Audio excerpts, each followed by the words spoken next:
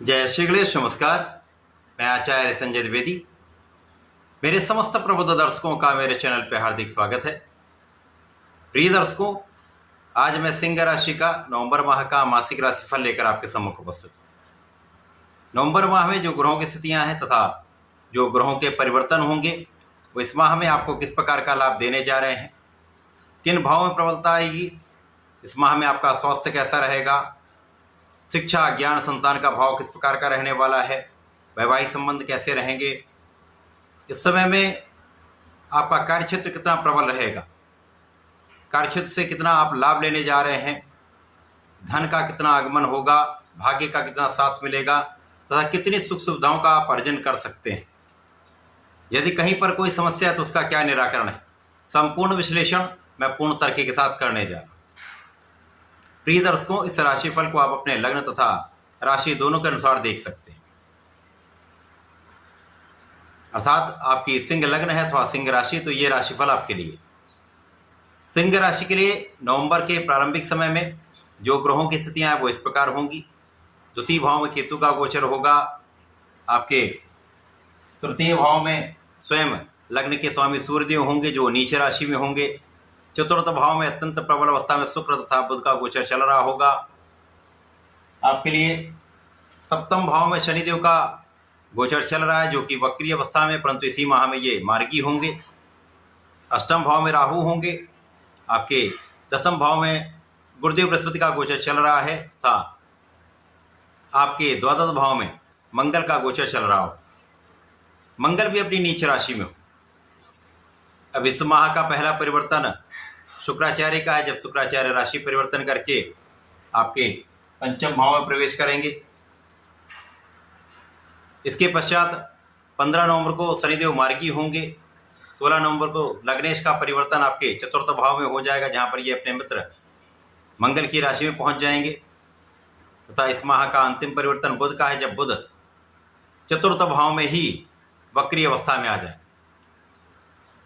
प्रारंभिक समय से यदि अवलोकन करते हैं तो लग्नेश का तृतीय भाव में पराक्रम के भाव में होना तथा यहाँ पर अपनी नीच राशि में होना कहीं न कहीं समस्या कारक है, परंतु यहाँ पर शनिदेव का केंद्र के भाव में होकर अति प्रबल अवस्था में रहना यहाँ पर नीचत्व का भंग कर रहा है।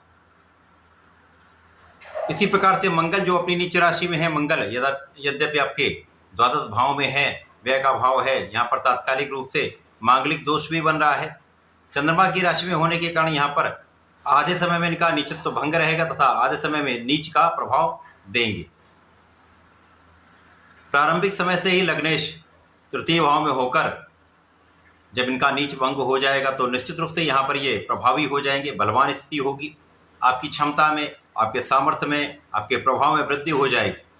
आपका शासन सत्ता का गुण प्रबल हो जाएगा, नेतृत्व का गुण प्रबल होगा। अब यहाँ पर सूर्य का तो प्रभाव है ही है, शनिदेव का सीधा सीधा लग्न पर प्रभाव है जिसके कारण आप दृढ़ प्रतिज्ञ रहने वाले हैं, बहुत जस्टिफाइड रहने वाले हैं, न्यायोचित कार्य करने वाले हैं तथा यहाँ पर कुछ आलस्य का गुण आ सकता है, परंतु यहाँ पर आपको इस आलस्य के प्रभाव से बचना चाहिए। आप परिश्रमी भी रहने वाले हैं। आपका साहस, आपका परिश्रम, आपका पराक्रम संपूर्ण रूप से इस माह में आपको विशेष लाभ देने जा रहा है। आप जो सोचेंगे उसको कर पाएंगे। आपकी जो क्षमता है, आपकी जो एबिलिटीज हैं, आपकी जो योग्यता है वो इस माह में आपको संपूर्ण लाभ प्रदान करने वाली।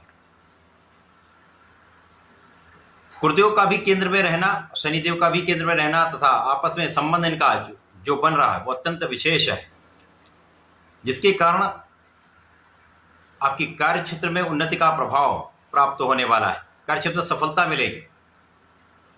कार्य क्षेत्र में आपका जो सोचने का ढंग है, आपका जो कार्य करने का ढंग है, आपकी जो प्लानिंग है वो विशेष रहने वाली। लोगों के बीच में आपका कोऑर्डिनेशन बहुत अच्छा रहने वाला है। लोगों के बीच सामंजस्य आपको एक अच्छा लाभ दिलाने वाला है। यहाँ पर गुरुदेव का प्रभाव आपके धन में वृद्धि करने वाला है। वाणी का भाव प्रबल रखने वाला है। वाणी की चतुरता से, आपकी बुद्धि के प्रभाव से विशेष लाभ लेने जा रहे हैं, क्योंकि यहाँ पर गुरु का प्रभाव आपके चतुर्थ भाव पर है, जहाँ पर बुध शुक्र गोचर कर रहे हैं, यहाँ पर एक महालक्ष्मी योग का निर्माण हो चुका होगा, जिसके कारण महाधन का योग बनेगा। अब कार्य क्षेत्र से ही महाधन आपको प्राप्त होने वाला है। वाणी भाव भी प्रबल होगा, आपकी बुद्धि भी कुशाग्र रहेगी तथा यहाँ पर आपका ज्ञान विस्तृत रहने वाला है। ज्ञान का भाव विशेष रूप से यहाँ पर प्रबल रहेगा। जब शिक्षा प्रतियोगिता में आपको सफलता मिलेगी, विद्यार्थियों के लिए एक अच्छा समय रहेगा। आपका परिश्रम संपूर्ण रूप से सफल होगा। प्रतियोगिता परीक्षा में सफलता मिलेगी। जब सूर्य चतुर्थ भाव में पहुंच जाएंगे तो यहाँ पर विशेष रूप से सरकारी नौकरी का योग प्रबल हो जाएगा। प्रशासनिक सेवाओं में यदि जाना चाहते हैं तो वहां पर आपको सफलता मिलेगी। इसी प्रकार से यहाँ पर सुख साधन वृद्धि का ये संपूर्ण समय है। यहाँ पर आपके लिए भूमि भवन वाहन का संपूर्ण योग बन रहा है। इसका संपूर्ण लाभ भी आप लेंगे। माता पिता के सुखों में वृद्धि होगी। माता पिता का आशीर्वाद भी आपको प्राप्त होगा। जो लोग सरकारी सेवाओं में हैं, प्रशासनिक सेवाओं में हैं तथा जो लोग राजनीति में हैं, उनके लिए विशेष अवसर यहाँ पर प्राप्त हो रहा है। सूर्य में चूंकि निर्बलता नहीं आएगी, नीच भंग है, तथा जब इनका गोचर आपके चतुर्थ भाव में हो जाएगा, कार्य क्षेत्र पर इनकी दृष्टि का प्रभाव होगा, बुधादित्य योग बनेगा, तो विशेष रूप से यहाँ पर लाभ मिलेगा। अब जब प्रथम परिवर्तन शुक्राचार्य का आपके पंचम भाव में हो जाएगा, जहाँ पर ये गुरुदेव बृहस्पति की राशि में पहुंचेंगे। अब गुरुदेव बृहस्पति जो ज्ञान के ही कारक हैं, शिक्षा के ही कारक हैं, वहां पर शुक्राचार्य का पहुंच जाना विशेष प्रभाव देने वाला है। बड़ी प्रगति का अवसर आपको प्राप्त होने वाला है। संतान की भी प्रगति होगी, संतान से भी आपको लाभ मिलेगा, ज्ञान से विशेष लाभ मिलेगा, प्रेम में वृद्धि होगी। यहाँ पर आपको बहुत संतुलित रहना चाहिए। अब क्योंकि यहाँ पर कर्म भाव के स्वामी ही शुक्राचार्य है तथा आपके पराक्रम के स्वामी, और गुरु और शुक्र का परिवर्तन राजयोग बनेगा, जिसके कारण विशेष रूप से आपके ज्ञान के कारण, आपकी शिक्षा के कारण, आपकी योग्यता के कारण आपके कार्यक्षेत्र में बड़ा अवसर आपको प्राप्त हो सकता है।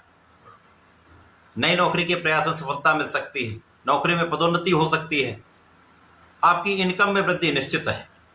आपकी इच्छा पूर्ति का ये समय है, आपकी इच्छाओं की पूर्ति निश्चित रूप से होगी।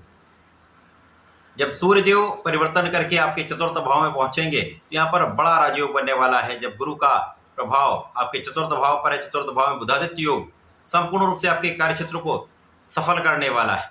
आप व्यापार में हो, आप प्रोफेशन में हो, आप नौकरी में हो, यहाँ पर सफलता तो आपको प्राप्त होनी ही है। शासन सत्ता का गुण अत्यंत प्रबल हो जाएगा। बुधादित्य योग ऐसा राजयोग जो आपके कार्यक्षेत्र में विशेष रूप से सरकारी सेवाओं से आपको बड़ा लाभ देता है, राजनीति में बड़ा लाभ देता है, जनता का संपूर्ण सहयोग प्राप्त होगा, लोगों के बीच में आपका विशेष प्रभाव होगा, आपको यश की वृद्धि निश्चित रूप से होगी। यश वृद्धि का समय है, कार्यक्षेत्र में पदोन्नति का समय है, बड़े धन के अर्जन का समय है, बड़े धन प्राप्ति का समय है, तथा इस समय में आपके लग्न को भी प्रबलता मिलेगी, आपकी ज्ञान में वृद्धि होगी, आप में धैर्य बहुत अच्छा रहने वाला है, विवेकशील आपके निर्णय होने वाले हैं जो आपको भी लाभान्वित करेंगे, अन्य लोगों को भी उससे लाभ मिले। जीवन साथी के साथ सामंजस्य अच्छा रहने वाला है, जीवन साथी के साथ आपसी प्रेम में वृद्धि होगी, तो साझेदारी में एक अच्छा लाभ आप यहाँ पर निश्चित रूप से लेने जा रहे हैं। भाग्य के स्वामी यहाँ पर यदि हम देखें मंगल है, जो प्रारंभिक समय से ही आपके द्वादश भाव में होंगे, तो जब यहाँ पर आपका प्रयास जो है वही संपूर्ण रूप से सहायक होने वाला है। भाग्य का उतना साथ नहीं मिलता, परंतु यहाँ पर अन्य ग्रहों की स्थितियां इतनी प्रबल हैं कि वहां पर जब मंगल का नीचत्व भंग रहेगा तो ये आपको शिखर पर पहुंचा देंगे, संपूर्ण लाभ देंगे। जीवन साथी के साथ सामंजस्य रखेंगे, निश्चित रूप से यहाँ पर कहीं कोई बड़ी समस्या नहीं होगी, क्योंकि यहाँ पर मतभेद होते हैं, आपसी क्लेश की संभावना रहती, कुछ व्यय बढ़ने की भी संभावना होती है। आध्यात्मिक यात्राओं में आपका व्यय हो सकता है, बिना कारण से भी कुछ व्यय हो सकता है। बिना कारण के व्यय पर नियंत्रण आपको रखना चाहिए। जब शनिदेव मार्गी हो जाएंगे तो संपूर्ण रूप से ये आपके सप्तम भाव को प्रबल करेंगे, आपके लग्न को प्रबल करेंगे तथा आपके सुखों को कई गुना बढ़ा देंगे। ये समय आपके लिए अत्यंत श्रेष्ठ रहने वाला है। इसके पश्चात जब बुध वक्री होंगे तो चतुर्थ भाव में ही वक्री रहेंगे। अब चूंकि यहाँ पर ये आपके दो विशेष भावों के स्वामी होकर गोचर करेंगे और लग्नेश के साथ गोचर करेंगे, तो महाधन महालाभ आपको निश्चित रूप से प्राप्त होने वाला है। यद्यपि यहाँ पर आपको प्रयास करना पड़ेगा, क्योंकि भाग्य का उतना साथ नहीं मिल रहा है, तो यहाँ पर आपको संपूर्ण प्रयास करते रहेंगे तो धन भी मिलेगा, लाभ भी मिलेगा, आपको सुखों की भी वृद्धि निश्चित है। इस माह में आपको नियमित रूप से भगवान सूर्यदेव को जल देना ही चाहिए। नियमित रूप से भगवान श्रीहरि के शरण में रहकर ओम नमो भगवते वासुदेवाय का जप करें। विष्णु सहस्त्रनाम का यदि गुरुवार को पठन और श्रवण कर लेते हैं श्रेष्ठ लाभ प्राप्त होता है। तो ऐसा करके इसका लाभ लें। धन्यवाद, नमस्कार।